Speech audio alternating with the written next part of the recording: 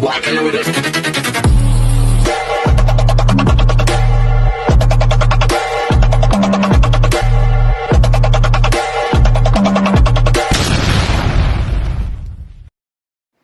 Hi everyone! Good evening! I'm back! It's your Mama Sam dito sa Sam Sam TV. Kamusta naman kayo mga amigo, amiga, kumare at kumpare? Sana lahat kayo ay okay na okay at safe ngayong araw na to. At syempre, kung ako naman ang tatanungin nyo, kita naman ninyo, ang beauty ko, fresh overload pa rin. Diba? Ganyan talaga kapag maganda ka. Charot. So, yun.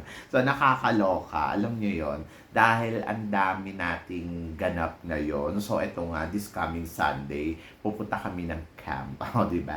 Camp.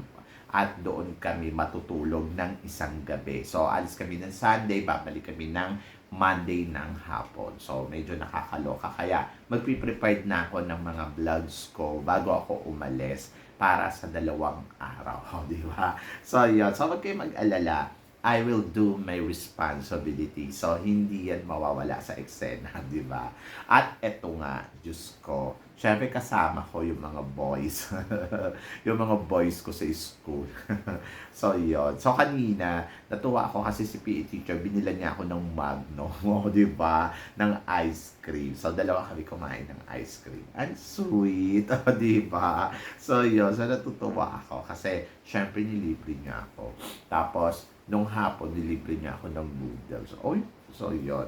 Tapos, sobrang, ayun, panalo. Natutuwa ako dahil sobrang lambing niya. Charot! So, eto na. So, syempre, eto talaga. Excited na tayo dahil bukas na ang dating ni Atisa Manalo sa Vietnam. Yes, this is it na guys. This is it na. Wala nang urungan. So, bukas na nga yung laban. Charot. So, bukas magdadatingan na yung ibang kandidata. Yung mga nasa Latin countries, mga nasa Americas, isa-isa na silang umalis papunta dito sa Miss Cosmo. So, dyan malalaman natin kung 83 candidates nga ba or 82 ba yung in-announce nila ang magiging officially candidates ng Miss Cosmo. Kaya, exciting to.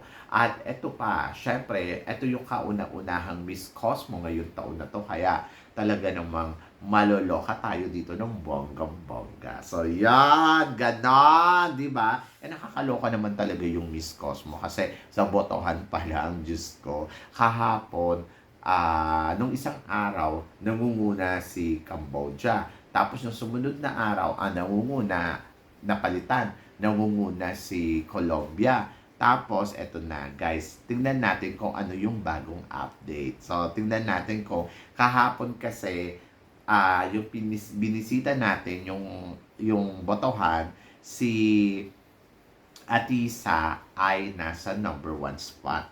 O, di ba? After ng mag-number 4, biglang tumalon sa number 1. So ngayon, ang botohan na to ay magaganap sa September 6 hanggang 12. So hanggang bukas na lang to guys, tapos na. Di ba? Tapos na ang nakakalokang botohan. Kaya nakakatuwa. So tingnan natin kung ilan na ang boto at ilan na yung lamang ni Atisa Manalo. So yan. So, eto yung latest update. Check ko lang ngayon lang. So, ulitin natin para mas ma-refresh siya kasi ang bilis talaga ng update. So, thank you so much nga naman sa mga nag-e-effort, sa mga bumuboto. So, yon. So, napakasimple lang guys. Pumunta kayo dun sa account ko, sa SB Crown na account ko kasi pinost ko dun. Para makita din ninyo. Ito, i-demo ko sa inyo. So, punta kayo dito sa account na to para masaya. Yan. Yan. Diyan kayo pupunta. And then, i-roll lang ninyo. Ayan, hanapin nyo lang yan. Tapos, i-roll ninyo yung di ba? Ang daming lalaki dyan. So, i-roll ninyo yan. Tapos, ayan yung mga bagong update ko. So, yon. Tapos, roll nyo yan. Roll. So, ang dami kasang pinopost dyan, puro lalaki. Kung mga manya kayo, pumunta kayo dyan sa sexy ng mga lalaki. Charot. So, yan. Diretso lang. Yan na. So, makikita ninyo yan. Kasi kanina may nabasa kasi ako, ang sabi niya, hindi pa daw siya makaboto kasi hindi daw niya alam kung paano daw pumunta, hinahanap daw niya. So, eto na, dinidemo ko sa'yo kung nanonood ka. So, kahapon dinemo ko din naman. So, ayan. Yung sumunod dito, ayan, pinost ko yan, yung merong Philippines number 3 for sa People Choice. So, Cambodia, Indonesia. So, yan. Kinapi-paste ko kasi yan. Kaya, ganyan. Tapos, ang ano niyan, ito yung cover niyan. So, yan. So, ito, click here to vote for Atisa. So, yan. I-click nyo lang yan. Tapos, ayan na yung lalabas. O, di ba? So, sa ngayon, si Atisa Manalo ay nasa 162,610 votes.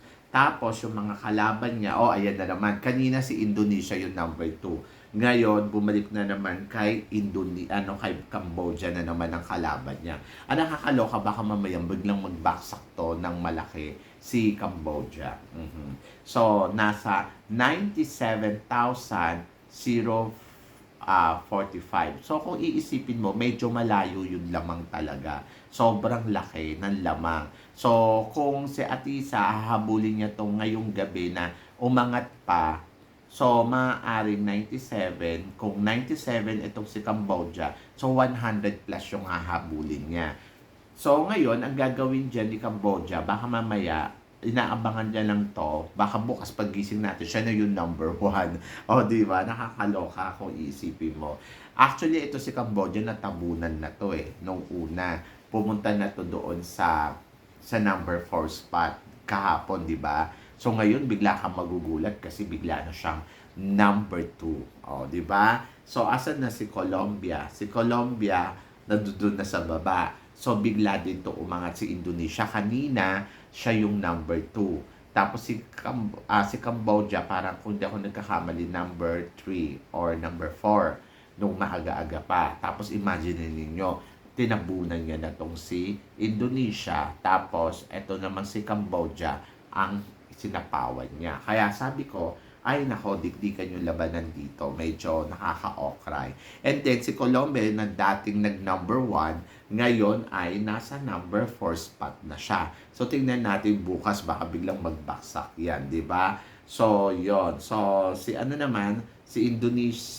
Vietnam naman, nanatili na ng top 5. At naiba na rin yung number 6, di ba? Kasi dati ang number 6 dyan ay iba, ngayon iba na rin. Anyway, so, mahahabol pa ba nila si Atisa na milya-milya na yun lamang? Di ba? Milya-milya talaga. So, ako para sa akin, kung hindi gagalaw yung mga kalaban, syempre, hindi na nila maaabutan si Atisa. Pero kung gagalaw yung mga kalaban, maaaring masapawan ulit. Tulad nga na sinabi ko, dati ang number 1 si Colombia. Tapos yung wala nang bumuboto, so si Colombia nasa number 4 spot na siya. Pero kasi itong si Vietnam, talagang nanatili lang siya sa top 5. So hindi siya nakipag-unahan. At kung titingnan mo, itong si Indonesia, kanina nag-number 2 na yan. Pagkatapos nalaglag. Tapos, ito naman si Cambodia, ito yung nakikipagpukpukan kay Atisa from the beginning pa lang. Pero ngayon, nakita mo naman, nakikipagpukpukan pa din siya kay Atisa, di ba? So, nawala na yan pumunta na yan sa number 4 Tapos ngayon, nagbaksak siguro sila, naging number 2 na kagad. At napansin ko, gumagalaw. Kanina, parang 92, 96, ngayon 97 na siya. So, yon, ganun siya nakakaloka. So, yon, so gumagalaw talaga si Cambodia at talagang siguro gusto niyan sapawan yung kay Atisa Manalo para manalo siya. Charot. So, yon. So, Atisa Manalo, ulitin natin, 162,610. So, nakakapanghinayang na mapag naabutan pa to ng ibang kandidata. So, kaya dapat keep voting tayo. So, guys. Anyway, maraming salamat syempre sa mga bumuboto. Tapos, ayun nga, paano iboboto? I-click mo yung vote. So, ayan. Pag kinilik mo yung vote, may lalabas dyan. Ayan yung mga prize. Ayan. So, kita ninyo, merong $3, 100 points. And then, meron namang $15 is 540 points. And then, $49 is 1,800 points. And, tawag dito, $199 naman para sa 8,000 points. At ito, kalahati, $500, $499 is equivalent ng 21,600 points. So, yon. Kaya, guys, ano nang hinihintay ninyo? Vote na, di ba? So, nakaka-lorky ko isipin mo. Pero, syempre, laban lang at naniniwala akong kaya to ng Pilipinas. So, yon. So, sa ngayon, dominant talaga si Atisa Manalo. Parang feeling ko, si Atisa ang mag-uuwi ng corona. Charot. So, yon. Abangan natin kasi magagaling din yung mga kalaban. But, guys, wag natin pabayaan si Atisa para sa botohan at tambay talaga kayo sa mga channel kasi miski pa paano nabibigyan namin kayo ng update at nabibigay namin kung ano yung mga requirements o paano gagawin, di ba? So yon, so nakakaloka pero masaya to. So yon, maraming salamat syempre sa inyong lahat sa support at pagmamahal na binibigay ninyo syempre dito sa channel ko at sa mga hindi pa po nakaka-subscribe dyan. Please don't forget to click like and subscribe my channel at i-click nyo na rin po ang notification bell para updated kayo. Syempre, sa aking mga chika, sabi nga ganon, keep smiling lang at laban lang. So, kaya natin to. So, guys, hanggang dito na lang, hanggang sa muli nating chikahan. See you later. Thank you, guys.